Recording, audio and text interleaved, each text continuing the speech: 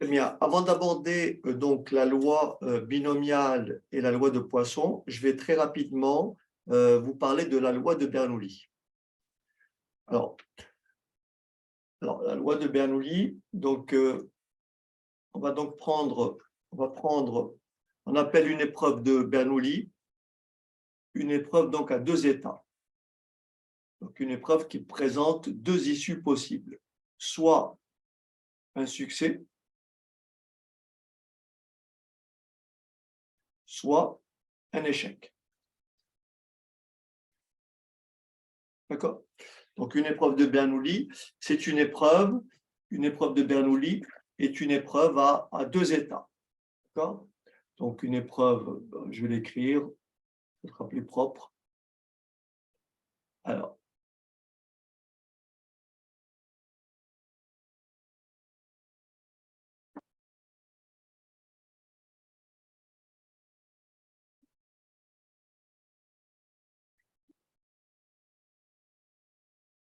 alors,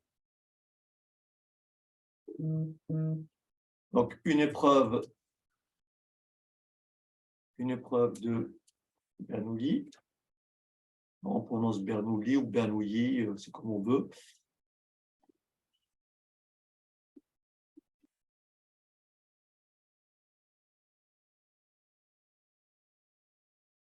OK, est une épreuve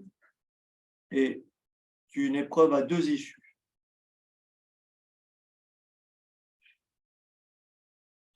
À deux issues, succès-échec.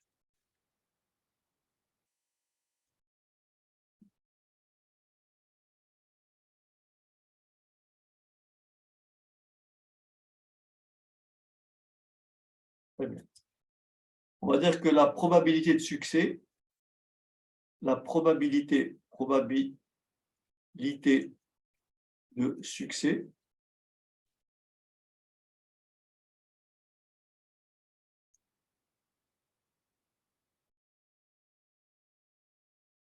est petit p.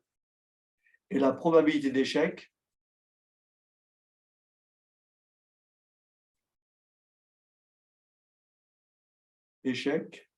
c'est le complément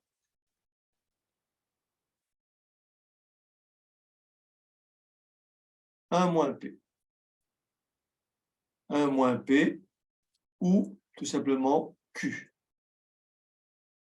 Est-ce que ça va? Je répète.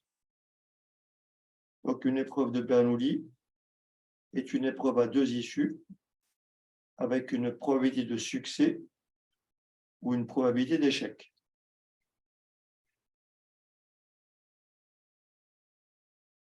D'accord? Avec probabilité de succès petit p, probabilité d'échec 1 moins p. Est-ce que ça va?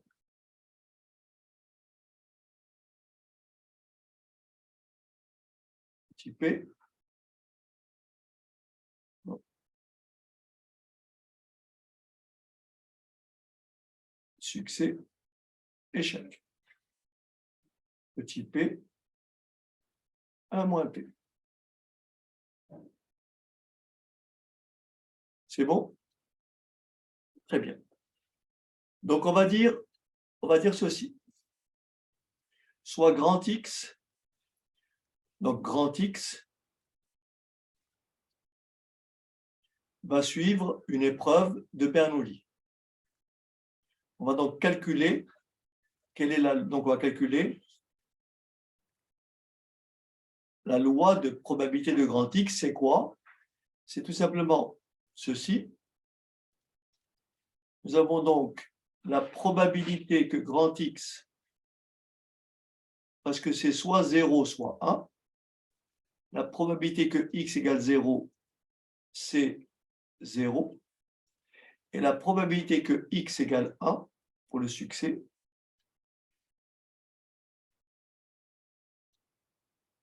je dis des bêtises, la probabilité pour que X égale 0, je vais commencer par la probabilité que X égale 1, qui est égale à petit p, et la probabilité que X égale 0 égale à 1 moins p. On va donc calculer deux choses. On va calculer l'espérance de grand X et la variance de grand X. En appliquant nos formules, je vous rappelle que l'espérance de grand X, c'est la somme des XIPI. Et la variance de grand X, je vais utiliser la deuxième formule de Koenig qui est beaucoup plus rapide, c'est la somme des XI carré PI moins l'espérance de grand X au carré. Je vais pour ça construire mon tableau pour que vous voyez très bien ce qui se passe. Donc, j'ai mon tableau ici.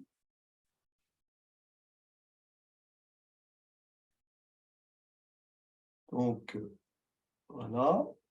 Donc là, c'est XI, là, c'est PI, et là, c'est XI PI et XI carré PI. Voilà. 0 ou 1. 0 ou 1.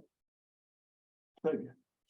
Donc là, j'ai XI qui peut prendre la valeur 0 ou la valeur 1. Là, j'ai la probabilité de grand X égale XI. La probabilité de succès, c'est petit p. La probabilité d'échec, c'est 1 moins p. Et bien sûr, la somme est bien égale à 1. Voilà la loi de probabilité de Bernoulli. Donc, cette fois-ci, je vais calculer l'espérance mathématique. Je vais faire XI que multiplie PI. Et là, je vais faire XI carré que multiplie PI. XI PI, ça fait 0 fois 1 moins P. Ça fait 0. Et 1 fois P, ça fait P. Je fais la somme et je trouve petit p. Donc, l'espérance de grand X, c'est P. Très bien. L'espérance de grand X, c'est P. Maintenant, on va calculer la variance de grand X. Pour ça, il faut faire XI carré PI. Là, j'ai XI. Là, j'ai XI PI. Je multiplie ça par ça pour avoir ça. Donc, je fais 0 fois 0. 0.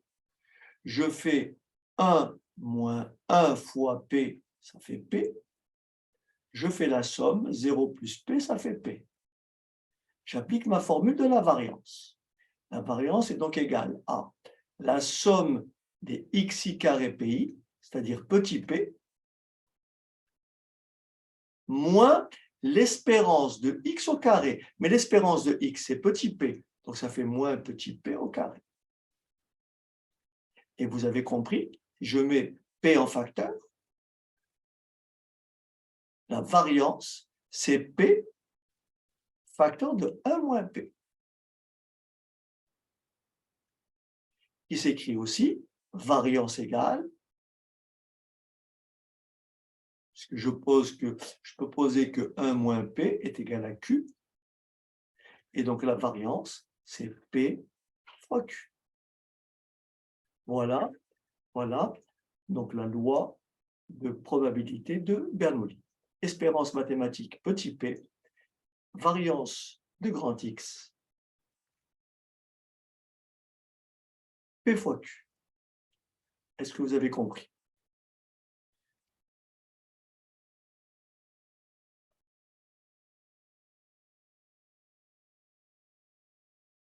Alors, si vous permettez, et je vais m'arrêter là, on va marquer une pause, on va pouvoir après aborder ce qu'on appelle la loi binomiale.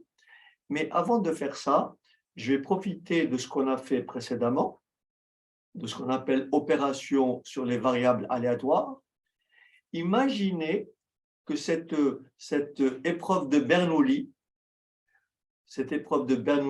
je la répète n fois. D'accord? Je répète n fois cette épreuve. La première, succès-échec, la deuxième, succès-échec, mais ce sont des variables aléatoires indépendantes. bien sûr, qui ont la même distribution, c'est-à-dire l'espérance c'est petit p et la variance c'est p fois q. Est-ce que je peux effacer le tableau?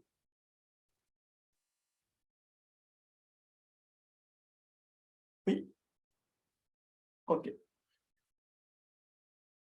Donc, si cette épreuve-là, alors donc ici, j'ai une épreuve de Bernoulli, on vient d'établir que l'espérance de x, c'est petit p, et la variance de x, c'est n fois, c'est p fois 1 moins p. Très bien. Admettons que je répète cette épreuve n fois. Donc, j'écris quoi? xn égale x 1 plus x2 plus x3 plus xn. Mais je suppose que ces n variables aléatoires ont toutes la même distribution. Autrement dit, c'est toutes des variables aléatoires de Bernoulli. Ça veut dire que l'espérance de x1 est égale à l'espérance de x2 est égale à l'espérance de xn et elle est égale à petit p. La variance de x1 est égale à la variance de x2 est égale à la variance de xn est égale à p fois 1 moins p.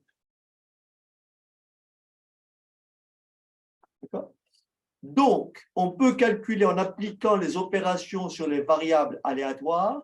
Donc, si j'appelle grand X égale à x1 plus x2 plus xn. D'accord?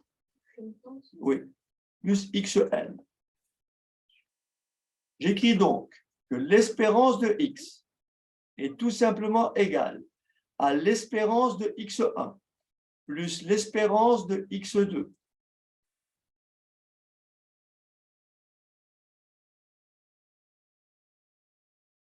plus l'espérance de xn.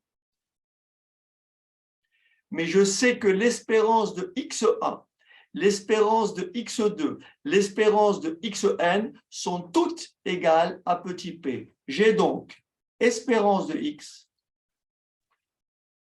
égale à petit p plus petit p plus petit p, c'est-à-dire n fois petit p. Très bien. Maintenant, qu'en est-il de la variance de x? Attention, ces variables, les xi variables sont indépendantes. Donc, la variance de x, c'est la variance de x1 plus la variance de x2 plus la variance de xn.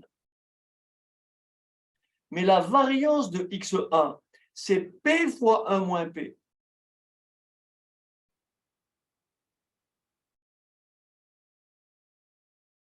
La variance de x2, c'est p fois 1 moins p. La variance de xn, c'est p fois 1 moins p. Et je répète donc cette valeur combien de fois? N fois. Donc la variance de x, c'est n fois p fois 1 moins p. Ou si vous préférez, n fois p fois q. Ce résultat-là sera très intéressant lorsqu'on va aborder la loi binomiale qu'on va définir et on va bien sûr en déduire son espérance mathématique et sa variance qui sera effectivement n fois p et n fois p fois q. OK? Donc on va s'arrêter là et on va reprendre après la pause.